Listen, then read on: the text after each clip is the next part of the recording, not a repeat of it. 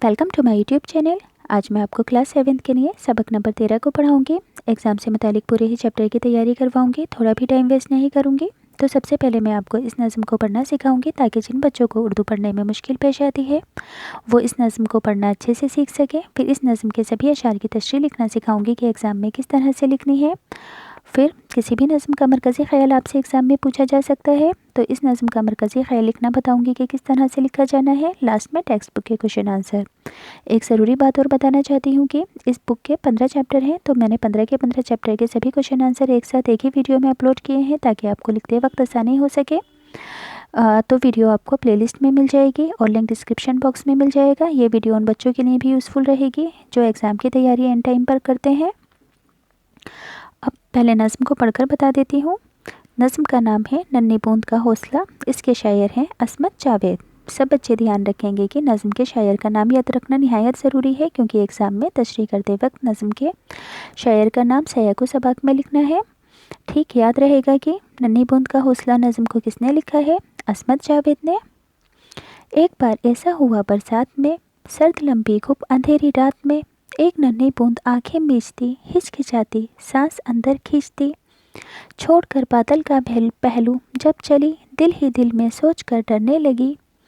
ये भयानक रात और लंबा सफ़र, रास्ता भी कुछ नहीं आता नज़र, क्या भरोसा आग में गिर जाऊं मैं, फिर ना कुछ अपना पता भी पाऊं मैं।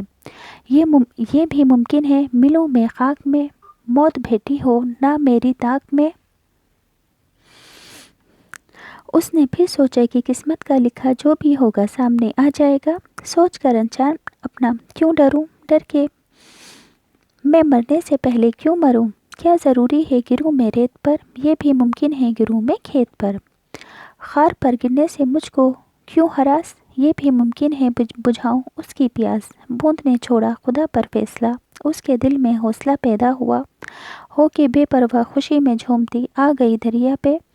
उससे जा मिली थी उसी दरिया में एक सीपी खुली, बूंद उसमें जा गिरी और मोती बने।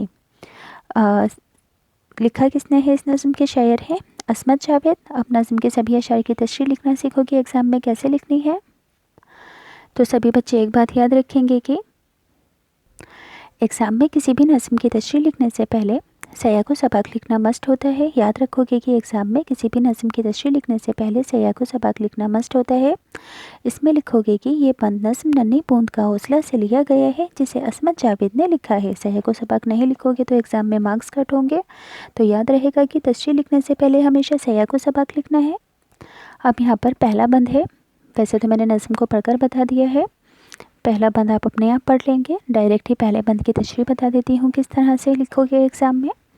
पहले बंद में शायर कह रहा है कि एक बार बरसात की सर्द अंधेरी रात में एक नन्ही बूंद आंखें बंद करते हुए डर रही थी कि भयानक रात है, सफ़र लंबा है और रास्ते का कुछ पता नहीं है। हो सकता है कि गलती से मैं आग में गिरूं और मुझे अपना पता भी ना चले, और ये भी हो सकता है कि मिट्टी में मिल जाऊं जहां मौत मेरा इंतज़ार कर रही है। समझ में आया कि पहले बंद में शायर कह रहा है कि एक बूंद बरसात के मौसम की सर्द अंधेरी रात में नन्ही बूंद आंखें बंद करते हुए डर रही थी और सोच रही थी आसमान से गिरते हुए कि भयानक रात है, सफ़र लंबा है और रास्ते का कुछ पता नहीं है। हो सकता है कि मैं गलती से आग में गिर जाऊं और मुझे अपना पता ही ना चले, और ये भी हो सकता है कि मिट्टी में मिल जाऊं जहां मौत मेरा इंतज़ार कर रही है। अब दूसरा बंद है, नज़म पढ़कर बता दी है। दूसरा बंद की तशरीह बता देती हूँ कि किस तरह से लिखोगे। दूसरे बंद में लिखोगे कि दूसरे बंद में शायर कहता है कि आखिर में नन्ही बूंद ने ये सोचा कि किस्मत में जो लिखा है वही होगा। अंजाम से डरना नहीं चाहिए, मरने से पहले डर कर मरना अच्छी बात नहीं है। ज़रूरी नहीं है कि मैं रेत पर गिरूं, और ये भी मुमकिन है कि मैं खेत पर भी जा गिरूं। ना ही कांटों पर गिरने से मुझे कोई परेशानी है। हो सकता है कि उस पर गिरकर मैं उनकी प्यास बुझा सकूं। नन्ही बूंद ये सब सोचकर खुदा के ऊपर अपना फैसला छोड़ दिया और उसमें हौसला पैदा हुआ। हर चीज़ से बेपरवाह होकर खुशी में झूमती हुई दरिया में पहुंच गई।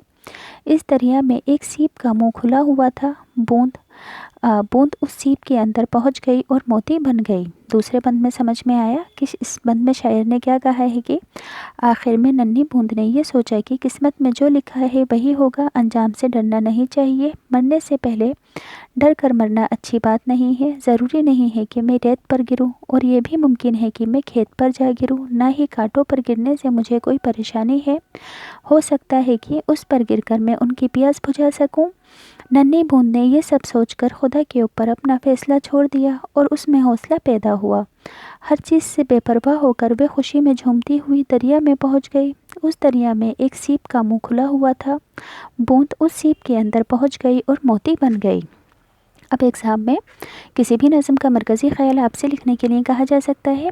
मरकज़ी ख़याल क्या होता है? इस नज़म में जो संदेश दिया गया है, जो पैगाम दिया गया है, उसे 2-3 लाइनों में लिखकर बयान करना।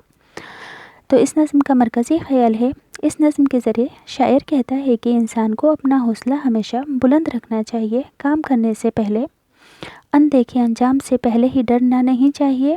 अल्लाह ताला पर भरोसा करके काम शुरू करने से नतीजा बेहतरीन ही होता है, जैसा कि उस नन्ही बूंद के साथ हुआ। समझ में आया कि काम करने से पहले डर कर काम करना छोड़ना नहीं चाहिए, अल्लाह का नाम लेकर काम शुरू करना चाहिए, अल्लाह से अच्छी उम्मीद रखनी चाहिए, जिससे कि काम हमेशा अच्छा होता है, जैसा कि उस नन्ही बूंद के साथ हुआ। अब टेक्स्ट बुक के क्वेश्चन आंसर।